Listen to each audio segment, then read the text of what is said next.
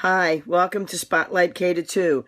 This is our final session, and I will be a little sad to say goodbye to all of you. I hope you'll email me occasionally if you want some ideas or just want to chat about your job in religious school and maybe some frustrations or whatever you need to know. I'll be glad to help out when I can.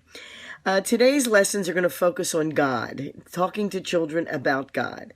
And I know that the Chai curriculum has some stories and input about B'Tselem Elohim, in God's image, but I am going to challenge you to go outside of the curriculum and see what other things you can do.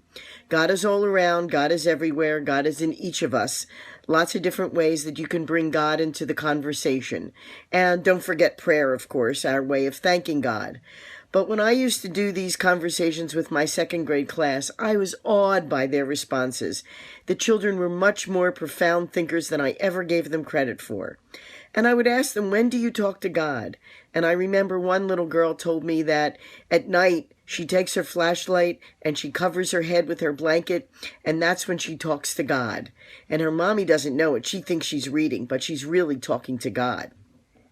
I also ask the kids if they know if God hears their prayers. How do you know? We pray to God, we ask God for things, we thank God, and how do you know? And one young man said, well, if we get good crops, then you know God heard our prayers.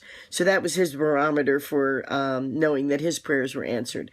So it's really interesting. You can take it at face value and expand on the discussion, take it to wherever you want to go. It's everywhere and it's wonderful. It's really a fascinating piece of spirituality that we often overlook when we get hung up on holidays and lots of different aspects of things that we want to teach the children, and we don't get to the root of who we are as Jewish people, because it does involve a conversation about God.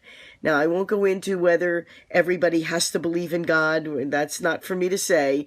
We can look at all the commentary on those thoughts at your leisure.